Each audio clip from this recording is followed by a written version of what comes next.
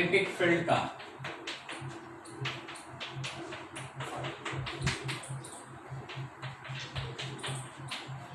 ये magnetic field,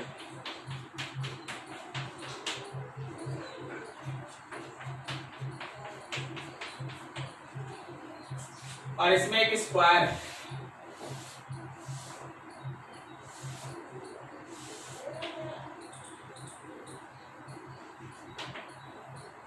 ए C D और ई उसका एजेस है। करंट इधर से फ्लो कर रहा है, करंट इसमें भी फ्लो कर रहा है और करंट इसमें भी फ्लो कर रहा है। ये करंट तो बोला गया है, फिर से सुन लेना। इसका एज लेंथ है 2 मीटर, बी फील्ड है 2 टेस्ला का, और जो करंट है वो 3 एम्पियर का। हमको मैग्नेटिक फोर्स का वैल्यू बताना है लूप के ऊपर। चलो ये सोच के बताओ। ए सी डी और ए डी और ए ई डी करके मेरे हिसाब से यहाँ पे 3 वायर हो गया। ए सी डी का इफेक्टिव लेंथ ए डी ही ना है, और ए ई डी का भी तो इफेक्टिव लेंथ ए डी है। क्या तीनों के लिए करंट का डायरेक्शन सेम है? इधर से इधर, इधर से इधर, इधर से इधर, सही है। तो जो तुम फोर्स निकालेगा उसके लिए तुम अगर मान लो इसका एज लेंथ L है, तो क्या ये √12 हुआ? तो √12 करके 3 हो गया ना, ठीक है। अब बोलो बी फील्ड अंदर करंट हो जाए तो फोर्स इधर लगेगा, और क्या उस मैग्नेटिक फोर्स का वैल्यू बी आई एल की जगह पे √12 करके 3 टाइम्स होगा? बस यही आंसर है। किसका क्वेश्चन था?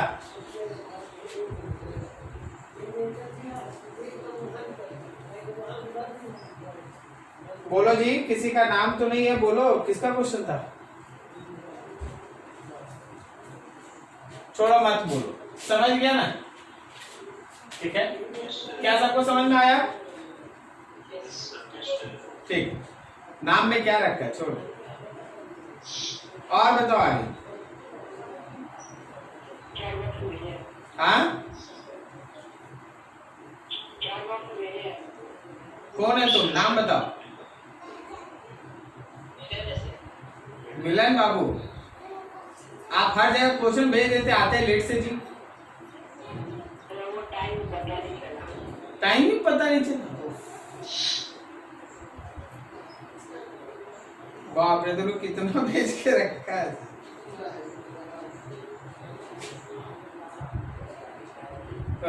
ठीक ठीक ठीक ठीक, मेरा नहीं है। 10 जुलाई वाला मेरा है। हाँ मिलन बाबू, ये तो हम बता चुके यार। देखो सबको देखो जी, 18 नंबर क्वेश्चन भेजा है चैट सेक्शन में, भेजने का यही फायदा है। y is equals to a sin 2 pi by lambda and x। क्या हम लोग ये क्वेश्चन कर रखे हैं? Yes sir. ये रहता कहाँ है? जब पढ़ाते हैं तो ध्यान वान देता नहीं है, क्वेश्चन लाता है एक वो खोज खोज के। कर रखे हैं मिलन बाबू, कॉपी देख लीजिएगा। घर में कॉपी नहीं पलटते हैं भाई, पलटता है नहीं दिखा। ये भी बात सही। हाँ व्हाट्सएप पे कुछ पूछा था, हम तुम्हारे आने के पहले चर्चा कर रहे थे, लेकिन उसका तो टाइम चला गया ना भाई। बता देंगे अपना काम क्या है। 10 में लिखा 2 parallel wires carries equal current 10 ampere along the same direction are separated by a distance of 2 cm. Find the magnetic field at a point which is 2 cm away from each of these wires. 10 number, किसका doubt? Anshu. Anshu जी देखिए, figure समझिए। अब आपको figure समझा।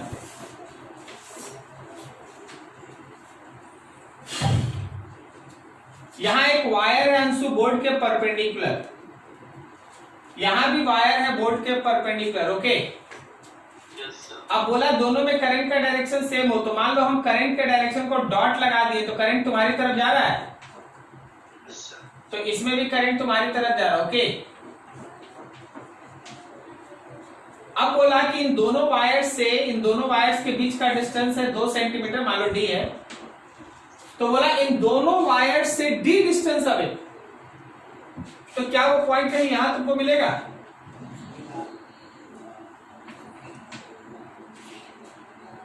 बोलो बोलो। तो ये पॉइंट यहां रहेगा P। अब देखो इसमें करंट है बाहर की तरफ, तो जब आप इस करंट का मैग्नेटिक फील्ड बनाइएगा तो वो ऐसे घूमेगा ना, क्या बोलता, सही है? तो जब तुम यहां जाएगा तो वो इस पे परपेंडिकुलर होगा इधर कहीं, दिस इज B1, इसके साथ 90 बनाएगा। क्या सही बोल रहे हैं? याद रखना ये इक्विलेटरल ट्रायंगल है, 60 डिग्री है। और इसमें भी करंट जब इधर था तो जब तुम इस पे टेंजेंट बनाएगा तो ऐसे घूमेगा। अब सोचो इस पे चले जाओ तो इस पे 90 बनाओगे इधर D2। अब तुम अपने से सोचो तो ये तो 60 था तो ये 30 हुआ, तो क्या इन दोनों के बीच का एंगल 60 डिग्री हुआ? क्या तुम्हें समझ में आ रहा है? तो अब देख B1 का वैल्यू है μ0/4π 2I/d, B2 का भी वैल्यू उतना ही है μ0/4π 2I/d, और angle between B1 and B2 है 60 डिग्री, B1 और B2 के बीच का एंगल है 60 डिग्री। तो जब आप इसका वेक्टर रिजल्टेंट फाइंड कीजिएगा, बीनेट फाइंड कीजिएगा, तो रूट अंडर B1 का, हाँ एकदम सही बोला, √3 टाइम्स हो जाएगा। लेकिन जिनको नहीं पता है आप आराम से पैरेललोग्राम लॉ लगा के सॉल्व कर लीजिए, ठीक है? वैसे एकदम बिल्कुल सही बोल रहा है, दोनों वेक्टर्स इक्वल है और बीच का एंगल है, तो √3 टाइम्स हो जाएगा μ0/4π 2I/d। समझे जानसु बाबू?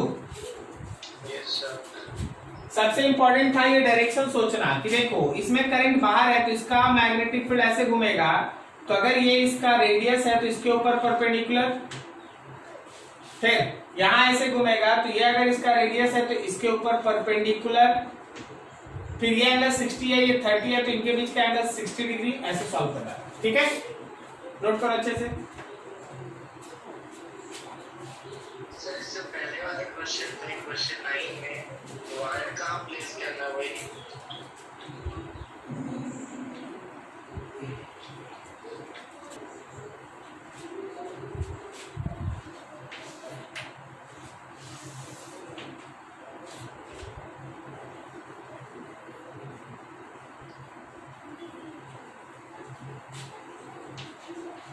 A1 पॉइंट है,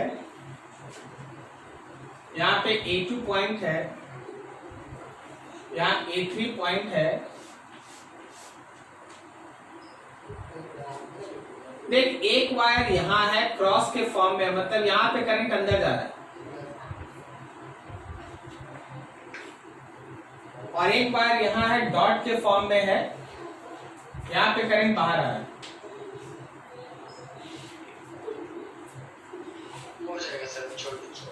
हाँ, यहाँ क्रॉस है अंदर जा रहा है और डॉट है बाहर आ रहा है, दोनों करंट का मैग्नीट्यूड सेम।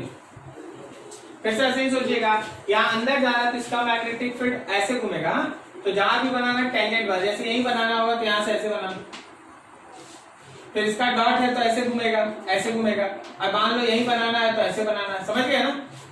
यस। फिर वाक्य अपना सॉल्व कर लीजिए।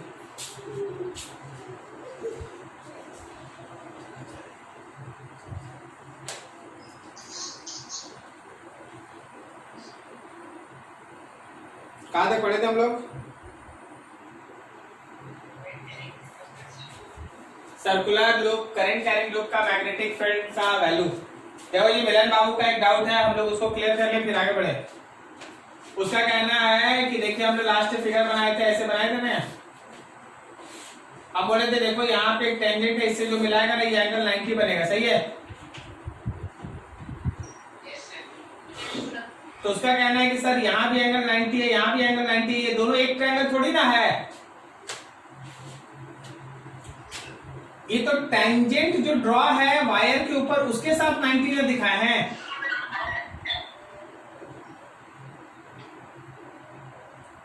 जो टेंजेंट ड्रॉ है ना वायर के ऊपर, उसके साथ ये 90 दिखाया गया है, और ये वाला जो ट्रायंगल बना है उसके साथ 90 दिखाया गया। दोनों में अंतर है। संजय जी, मिलन बाबू, तो ये ऊपर वाला जो है, मान लो जैसे सर्कल बनाता है तो जो टेंजेंट है ना ऊपर, उसके साथ वो 90 है, और ये वाला right angle triangle.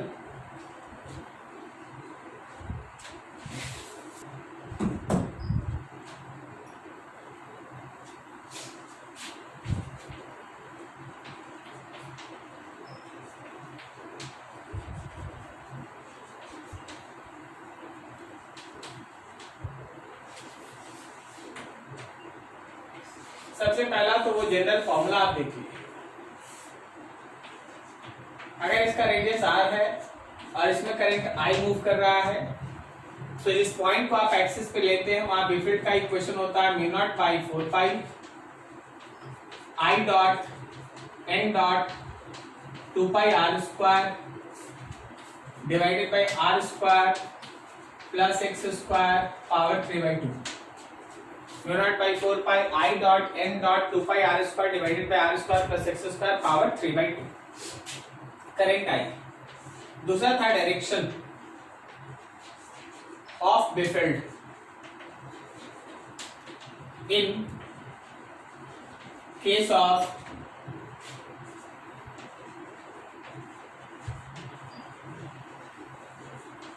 Current carrying loop. Current carrying loop में तो हम लोग ये सीख रहे थे कि अपने फिंगर्स को राइट हैंड में कर्ल करेंगे, जो हमारे थंब का डायरेक्शन आएगा वो बिफिल्ड का डायरेक्शन। तो यहाँ पे दिख रहा है कि अंदर से बाहर आ रहा है, तो मेरा थंब जो है वो लेफ्ट से राइट की तरफ है, मेरा थंब जो है वो लेफ्ट से राइट की तरफ है। This is the direction of B field. Clear है ना? अभी मान लो जैसे अगर ये फिगर ऐसा होता, क्या बोलता है, करंट ऐसे घूम रहा है ना,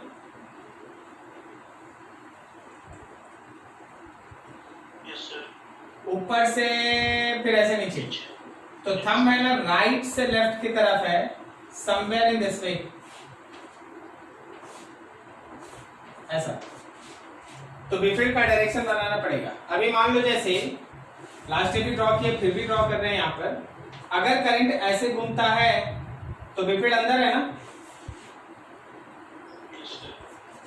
और अगर हम लोग का करंट रिवर्स में ऐसे घूमता है तो बिफिल्ड बाहर है। तो कोई भी करंट कैरिंग लूप में हम लोग बिफिल्ड ऐसे, बिफिल्ड का डायरेक्शन इस तरह से प्रेडिक्ट करते हैं। थोड़ा अब थोड़ा आगे देखो, आप किसी करंट कैरिंग लूप को पकड़िए, आप अगर ध्यान देंगे तो इसमें बिफिल्ड उसके दोनों तरफ डायरेक्शन नहीं बदला। इसके लेफ्ट में भी बिफिल्ड का डायरेक्शन राइट था, तो इसके राइट में भी बिफिल्ड का डायरेक्शन राइट ही है। बिफिल्ड अपना डायरेक्शन लूप के दोनों तरफ नहीं बदला है। इवन इस केस में अगर यहाँ पे बिफिल्ड का डायरेक्शन लेफ्ट की तरफ था, तो यहां भी बिफिल्ड का डायरेक्शन लेफ्ट ही है। हम कहना ये चाहते हैं कि अगर कोई करंट कैरिंग लूप है मेरे पास, अगर कोई करंट कैरिंग लूप है मेरे पास, तो वो कभी भी बिफिल्ड का डायरेक्शन अपने लेफ्ट और अपने राइट में नहीं बदलता। ठीक है? So direction of बिफिल्ड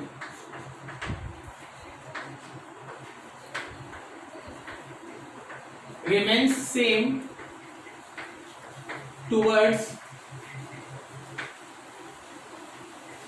both sides of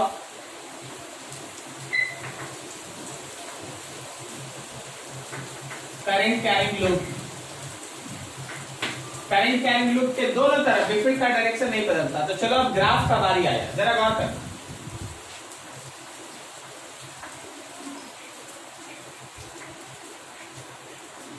graphical variation. आपके पास जो बी का इक्वेशन है, उस बी के इक्वेशन पे थोड़ा ध्यान देने का जरूरत है। I dot n dot 2 pi r square और नीचे r square plus x square power 3/2। इसमें x केवल नीचे, इसमें आपको x केवल नीचे मिलेगा, ऊपर नहीं, नीचे। अगर x नीचे है तो एट सेंटर ऑफ लूप, अगर आप लूप के सेंटर पे बात करते हैं तो x 0 है और बी फील्ड है मैक्सिमम, और वो बी फील्ड है mu naught by 4 pi I dot N dot 2 pi r square, नीचे देखो r का क्यूब बचेगा, x खत्म, आर स्क्वायर पे पावर 3/2 आर क्यूब। थोड़ा इसको सिंप्लीफाई करो तो तुमको दिखेगा कि जो बी फील्ड सेंटर पे हम लोग निकालते हैं, जो बी फील्ड हम लोग सेंटर पे निकालते हैं वो होता है mu naught N I by 2r।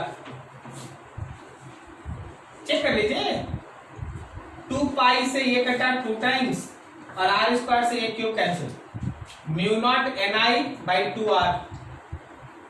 कोई भी करंट कैरिंग लूप का मैक्सिमम बी फील्ड उसके सेंटर पे होता है। कहां होता है? At centre maximum field, field का वैल्यू मैक्सिमम होता है सेंटर पे। तो भाई कब होता है 0? जब x tends to infinity and at infinity x tends to infinity B field tends to 0। और जब आप किसी लूप से इनफाइनाइट डिस्टेंस पे चले जाते हैं, इनफाइनाइट, बी फील्ड का वैल्यू हो जाता है 0। तो जरा गौर करना ग्राफिकल वेरिएशन,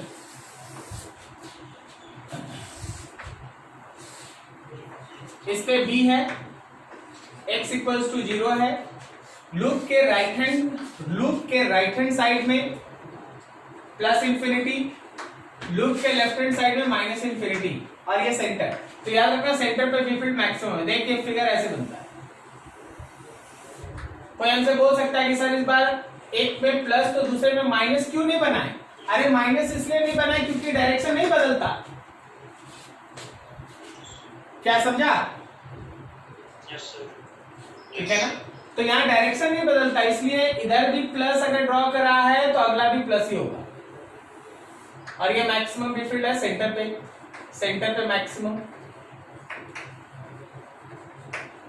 ठीक है, अब चलो एक सर्कुलर आर्क को लेके चलो, एक circle for centre of ring. Ring के सेंटर पे हम लोग बी फील्ड का इक्वेशन निकाल चुके हैं, mu naught N I by 2r। कोई अगर रिंग है तो उसके सेंटर पे बी फील्ड है mu naught N I by 2r। लेकिन जरूरी नहीं है कि हर क्वेश्चन में तुमको रिंग पूरा दे, कभी कभी कोई सर्कुलर आर्क रहता है। फॉर एनी सर्कुलर आर्क, मान लो जैसे हम लोग के पास एक सर्कुलर आर्क है, उसमें करंट आई फ्लो कर रहा है और वो सर्कुलर आर्क सेंटर पे एंगल फॉर्म करता है थीटा। कोई एक सर्कुलर आर्क है, वो सेंटर पे एंगल फॉर्म करता है थीटा। याद रखना योर बी फील्ड इज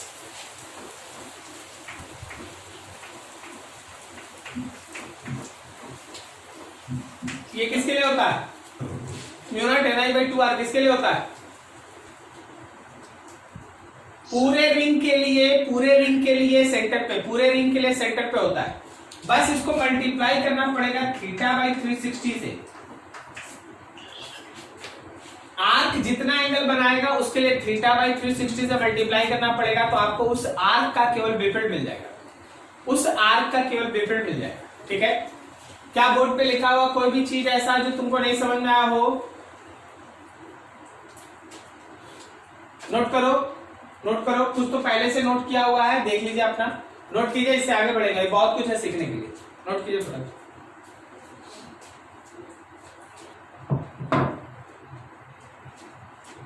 तो देखो किसी भी आर्क के लिए आ गया। अब वहीं पे देखना, अगर हमारे पास सेमी सर्कल होता,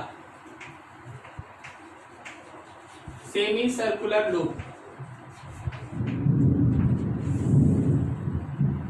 तो कोई एक सेमी सर्कुलर लूप है, उसमें करंट आई फ्लो कर रहा है, उसका रेडियस है, तो यहाँ पे जो बी फील्ड का इक्वेशन होगा वो होगा mu naught N I by 2r semi circle 5 by 360।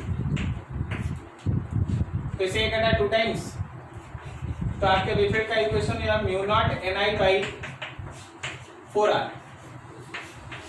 कोई भी सेमी सर्कल है, सेमी सर्कल तो हम एक एग्जांपल बता दिए। आज के बाद आपके पास कोई भी लूप है, जस्ट गो थ्रू दैट, आपको ऐसे सोचना है।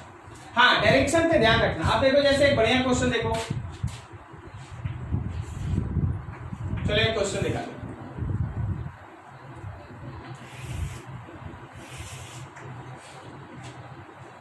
इधर से एक स्ट्रेट वायर से करंट आया, यहां से ऐसे घुमा, फिर स्ट्रेट गया, फिर यहां से ऐसे घुमा और फिर स्ट्रेट होके ऐसे निकल गया। करंट यहां है, इसमें करंट फ्लो कर रहा है आई, ध्यान रखिएगा करंट है आई है, और यही आई करंट ऐसे निकल गया, ये रहा पॉइंट सी, और ये एंगल है 60 डिग्री।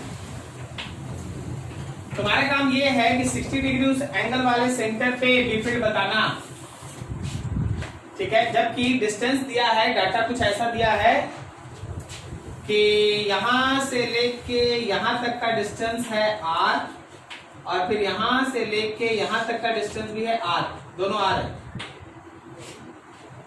सोच के बताओ बनेगा कैसे? तो बड़े वाले r से जो बी फील्ड होगा उसको माइनस कर देंगे, छोटे वाले r को उससे माइनस करेंगे। अच्छा, ऐसा क्यों करेंगे? क्योंकि जो स्ट्रेट वायर है उसके वजह से तो कोई फील्ड नहीं होगा सीधे। बिल्कुल सही बोला, एकदम सही। तुम इस पूरे क्वेश्चन को तुम चाहो तो सेक्शन में डिवाइड करो। मान लो ये 1 है, ये 2 है, ये 3 है, ये 4 है और ये स्ट्रेट 5 है। तो आप अगर उस सेंटर पे चाहते हैं बी फील्ड निकालना, अगर आप बी फील्ड नेट चाहते हैं एट सी, तो आपको 1 का फील्ड, 2 का फील्ड, 3 का फील्ड, 4 का फील्ड और 5 का फील्ड ऐड करना चाहिए। लेकिन स्ट्रेट सेक्शन के लिए वो दिया गया पॉइंट उसके लाइन ऑफ एक्शन पे पड़ता है। स्ट्रेट सेक्शन के लिए वो दिया गया पॉइंट उसके लाइन ऑफ एक्शन पे पड़ता है। तो जो जो स्ट्रेट वाला है, जैसे 1 है ये 0 होगा, 3 है ये 0 होगा और 5 वाला 0 होगा। अब बच गया 2 और 4, तो हम लोगों को B2 और B4 लेना है। B2 देखो, B2 60 डिग्री के लिए सोचो, μ0 NI बाई 2R, उसका डायरेक्शन सोचना, सॉरी पहले तो 60 वाला भी सोचना। 60 कहने का मतलब है 60 बाई 360, और फिर उसका डायरेक्शन सोचना। प्लस B4 के लिए भी μ0 NI बाई 2R, फिर उसका 60 बाई 360, और फिर उसका डायरेक्शन सोचो। देखो कहां कहां जगह सोचने के लिए। जब आप 2 लेंगे तो उसका रेडियस कितना होगा? 2R। और 2 की वजह से 2 का डायरेक्शन देख लो, बताओ यहाँ सेंटर पे मैग्नेटिक फील्ड अंदर होगा बोर्ड के या बाहर? अंदर होगा, तो क्रॉस लगा दी। अब यही काम 4 के लिए करो। 4 का रेडियस R और डायरेक्शन बोलो बाहर, ठीक है। अब देख, एक अंदर एक बाहर है, आपको जोड़ना है तो इनडायरेक्टली तो घटाना है ना, माइनस करना है,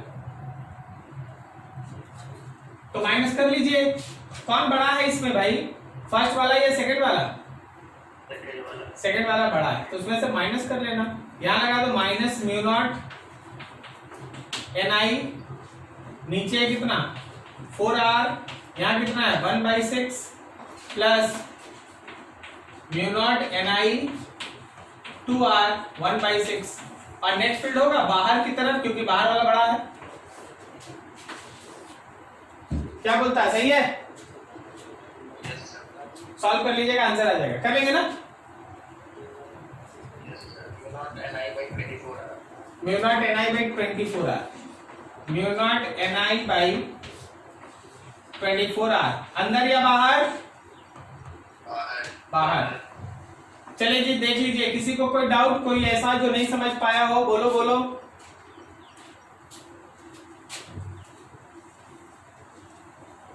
ठीक है, सर एक बार डायरेक्शन बता दीजिए। किसका? 2 वाला का? Yes sir. हाँ, आपने राइट हैंड के फिंगर को करंट के हिसाब से घुमाओ, थंब अंदर जा रहा है, यस सर। तो थंब अंदर जा रहा है तो अंदर है। अब इसके लिए देखो, इसके हिसाब से करंट अपना अपना फिंगर्स घुमाओ, राइट हैंड के फिंगर को घुमाओ इसके हिसाब से।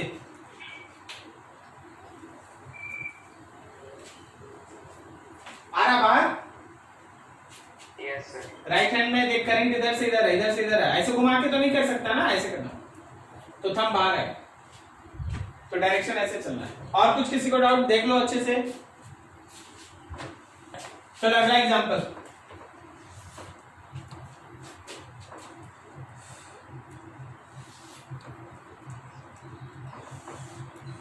इधर से करंट आया, ऐसा ये सेमी सर्कल घूम के निकल गया, ये सेमी सर्कल,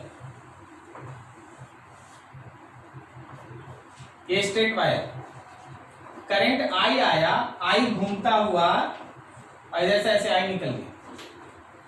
ये जो सेमी सर्कल है उसका रेडियस है स्मॉल आर, और यहाँ पे सेंटर सी। बोला गया कि सी पे नेट बी फील्ड निकालिए, find B net at centre. बोलो कैसे बनाएंगे?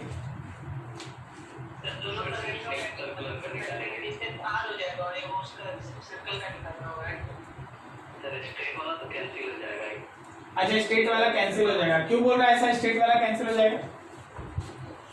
ऊपर वाले का अंदर बाहर होगा बी फील्ड और नीचे वाले का अंदर ऐड हो जाएगा। नीचे वाले का अंदर कैसे होगा? नीचे वाले का ऊपर दोनों का बाहर होगा, दोनों का बाहर होगा। तो हड़बड़ाओ नहीं, आराम से बनाओ। मैग्नेटिज्म फर्स्ट है, बोला गया डायरेक्शन का खेल है सब। 1 2 3 1 and 3 are semi infinite wire, okay? 1 and 3 are semi infinite wire, क्योंकि तुम एक एंड पे पता है लेकिन दूसरे एंड के बारे में कोई जानकारी नहीं, करेक्ट? Yes sir. तो जब आप बी नेट निकालेंगे तो आप इनडायरेक्टली B1 B2 और B3 का सम करेंगे, अब बाकी सब चीज डायरेक्शन पे डिपेंड करता है। तो semi infinite wire mu naught by 4 पाई, याद करना फॉर्मूला, I बाई डी होता है, डी के जगह आप लिख दिए, सही है? बोलो 1 का फील्ड बोर्ड के अंदर या बाहर? बाहर। B2 मतलब 2 is semi circle, semi circle के लिए पढ़ लिए। देखो नंबर ऑफ टर्न्स नहीं बोलेगा ना, तो N1 ले लेना, okay? Mu naught I by 4R, semi circle, semi circle में directly mu naught I by 4R। पता सेमी सर्कल की वजह से बी फील्ड अंदर या बाहर? बाहर। और फिर से semi infinite wire mu naught by 4 pi I by R, फिर से बाहर, तो तीनों ऐड ही ना होगा? हाँ,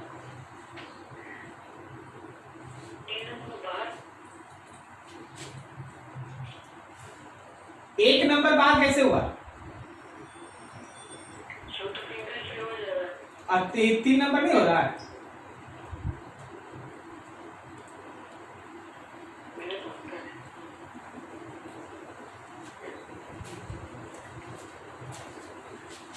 इसको ऐसे पकड़िए, ठीक है?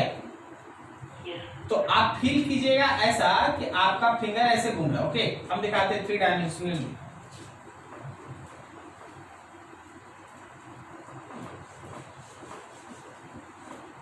ठीक है? अब बोल, जब तुम इसको ऐसे पकड़ा तो फिंगर ऐसे घुमाना,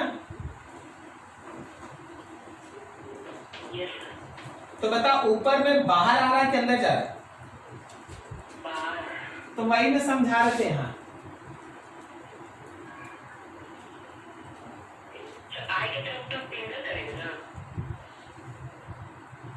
आई की तरफ फिंगर करता है कि थंब करता, देख रहा है इधर?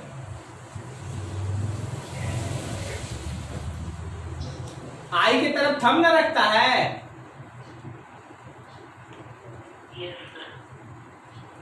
और उठ के बैठेगा नहीं, खाली चाटते रहेगा। अभी यही चकरा रहा, अभी अगला फिगर देख लो। फिर देखिए जी, आई होप सो आप लोगों को कुछ समझ में आएगा। मैग्नेटिज्म है, और उठ के बैठेगा नहीं, फिंगर किधर डालना है तो कहां करेगा, क्या करेगा। ये तुम्हारा लैपटॉप है, okay? Open laptop. This is Y axis, this is X axis, लिख देते हैं y axes and this is z axes. क्या तुमको फिगर समझ में आ रही है? हाँ, वेरी गुड वेरी गुड। अब देख, इसके पैरेलल ऐसे वो वायर गया, इसमें बना सेमी सर्कल और इससे ऐसे लौट गया। ठीक है, रेडियस आ रहा है। और बोले तो मैग्नेटिज्म में कैलकुलेशन थोड़ी ना तुमसे हार्ड होगा। ठीक है, बोला गया कि जो ओरिजिन आपको दिखाई दे रहा है ना, यहाँ विपरीत बताइए। हम तुमको 1 कह दिए, हम तुमको 2 कह दिए, हम तुमको 3 कह दिए। अब तुम गौर करो, इक्वेशन देखिए क्या बोलता है, अलग है। अच्छा, अलग है। अच्छा सब नोट करो, थोड़ा बनाओ तो भाई, इसको नोट करो सब, इसको बनाओ।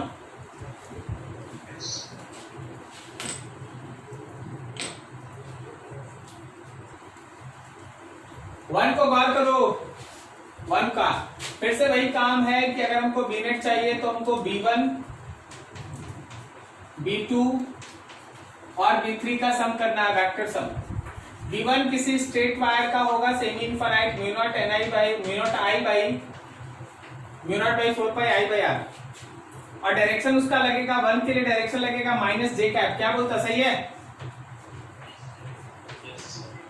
प्लस 2 है सेमी सर्कल, तो mu naught I by 4R, direction बोलो -k कैप ना।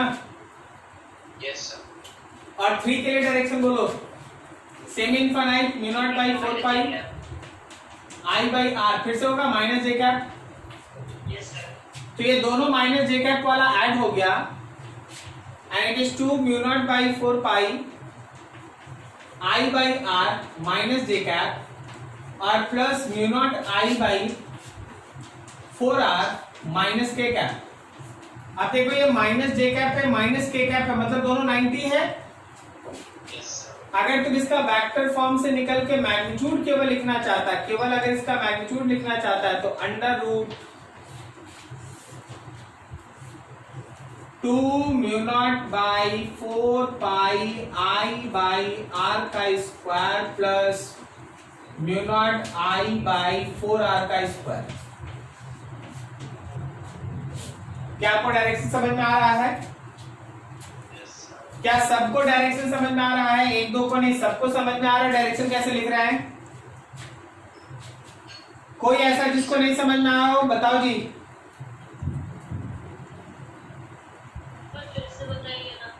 देखिए, जब आप इस 1 वायर को पकड़ेंगे तो आपका फिंगर है ना ऐसे चलेगा, करेक्ट है?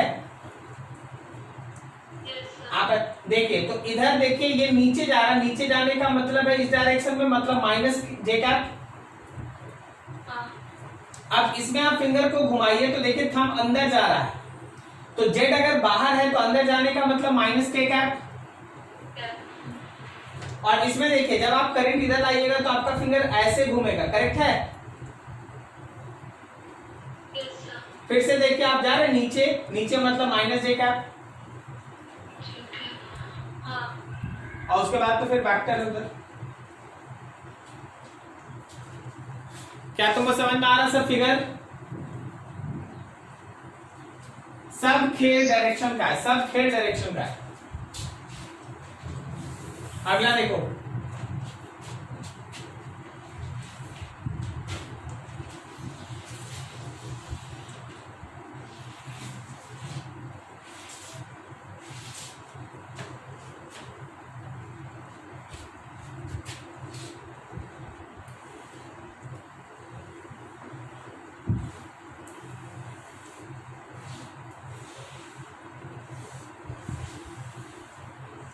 ये एक वायर है जिसमें करंट ऐसे घूम रहा है। तुम्हारा काम है इस अंदर वाले सर्कल का रेडियस r है, इस बाहर वाले सर्कल का रेडियस 2r है, करंट का वैल्यू I है, तुमको बताना है सेंटर पे विपरीत। चलो जी लग जाओ, बताओ।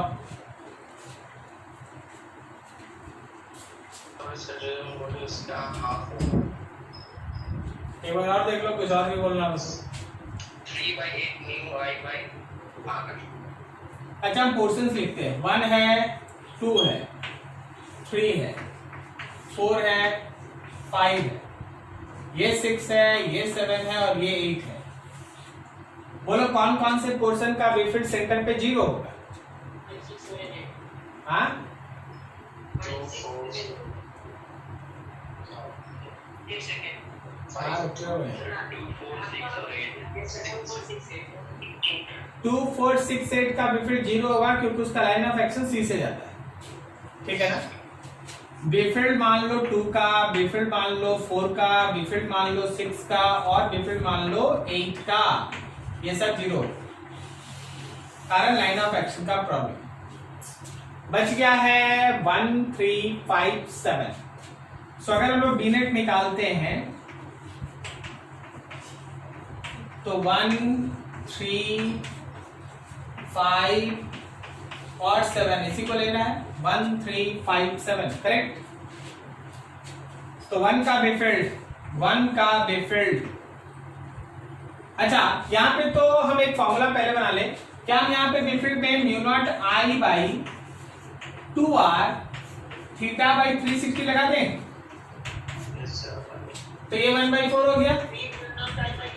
इसका मतलब mu not I by 8r होना है। फॉर्मूला में तो ये होगा ना 8r। अब देख 1 लो, 1 का फॉर्मेट हो गया म्यू नॉट आई बाई 8। 1 का रेडियस कितना 2r ना, 2r। ठीक है, बोलो बोर्ड के अंदर या बाहर? सब अंदर।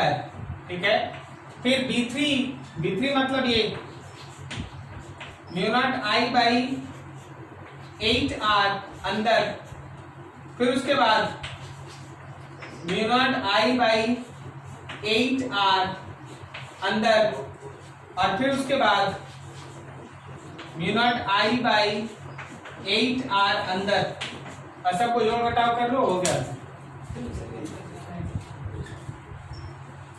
ऐसा ले लेना, ठीक है, शाम तक कभी भी पहुंचा दीजिए।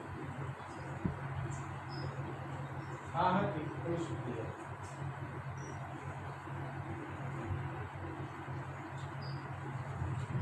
बस सबको जोड़ घटाव कर देना, सब तो आईडी होगा ना, जो होगा वो आंसर। ठीक है, कोई ऐसा जिसको नहीं समझ में आया, किसी को भी ऐसा कोई प्रॉब्लम जो नहीं समझ पाया? अरे बोलो बोलो, शर्माओ मत।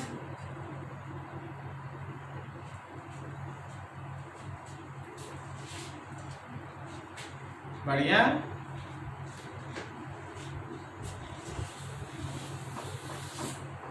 तो देखो अब आएगा ना तो तुम लोग थोड़ा अपने से काम करें, डायरेक्शन का थीम होता, बाकी आपके सामने सब कुछ। हम इसी में एक छिपा हुआ चीज है उसको बाहर ले आते, that is called magnetic dipole.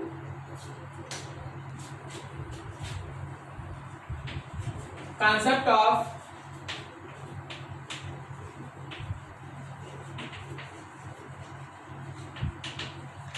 current carrying loop as magnetic dipole, current carrying loop as magnetic dipole। हम लोग ये सीखे थे कि अगर हमारे पास कोई एक लूप है जिसमें करंट फ्लो कर रहा है, मान लो करंट ऐसे फ्लो कर, तो हमारा बिफिल्ड इस तरह का डायरेक्शन में आता है।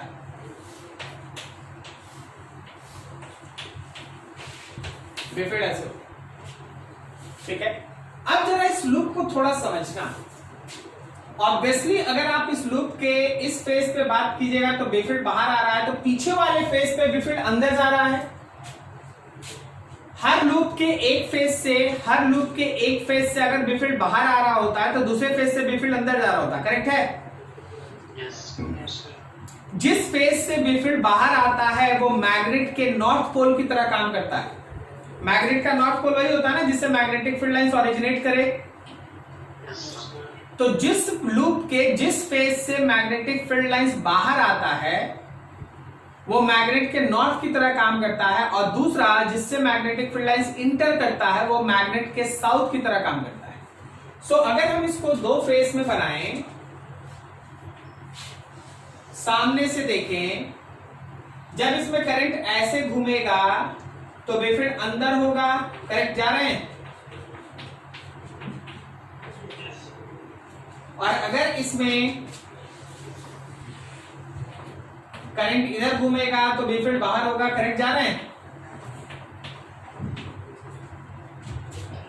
जब करंट ऐसा क्लॉकवाइज तो देख उसका लिखने का तरीका है, ऐसे लिखो, ऐसे आया तो ये दिख रहा है एस है, साउथ है, ये फेस किसकी तरह काम करेगा, साउथ की तरह। और इस तरह से लिखने का मतलब देख, जैसे नॉर्थ लिखता है ना, थोड़ा सा इसको इधर कर ले और इसको ऐसे ले।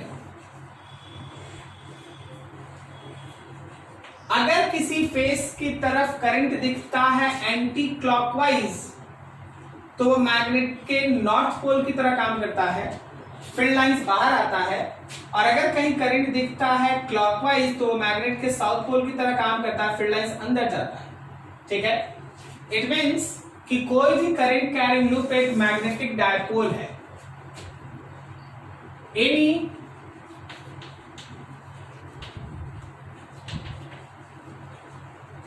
current carrying loop act as magnetic dipole because field lines originate from one face north and terminate at opposite face south। तो अच्छा है कि हर करंट कैरिंग लूप एक मैग्नेटिक डायपोल की तरह काम करता है। जिस फेस से फील्ड लाइंस बाहर निकलता हुआ दिखाई दे वो नॉर्थ है, और जिस फेस से मैग्नेटिक फील्ड लाइंस अंदर जाता हुआ दिखाई दे वो साउथ है। तो अगर वो मैग्नेटिक डायपोल है तो उसका एक डायपोल मोमेंट होता है। सो मैग्नेटिक डायपोल मोमेंट,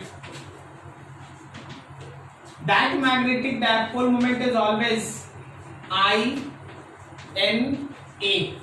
ये उसका मैग्नीट्यूड है, and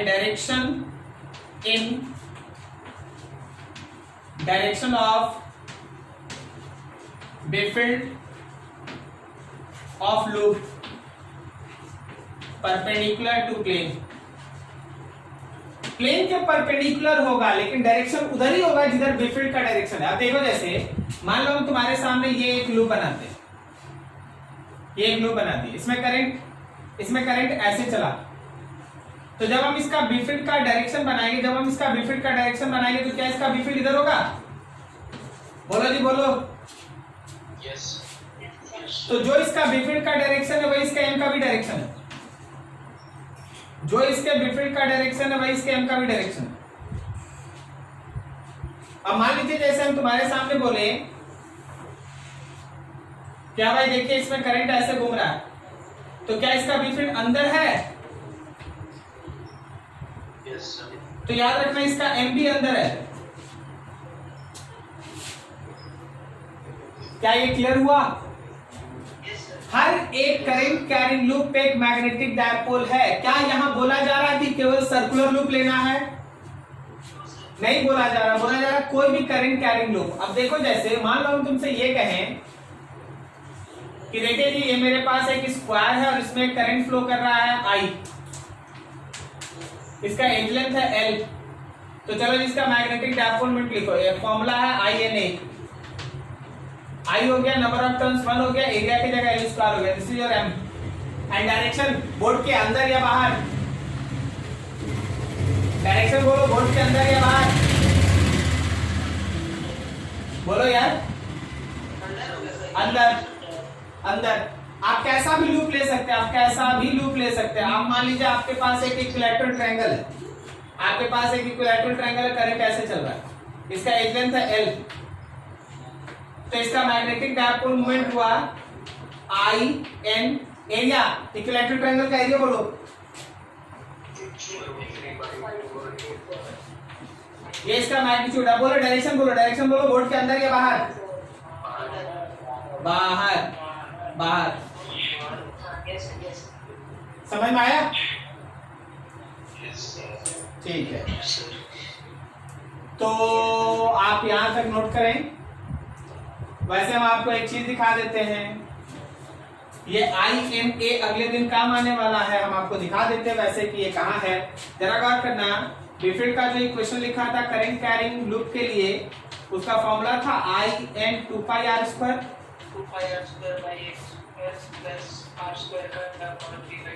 सही है? तो थोड़ी देर के लिए 2 को भूल जा, INA है। तो अगले दिन यहीं से काम स्टार्ट होगा।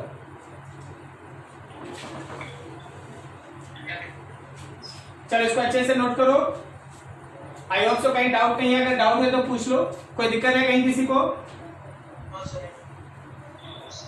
ठीक है, अच्छा जरा बताओ तो इसका यूनिट क्या होगा? Ampere metre square.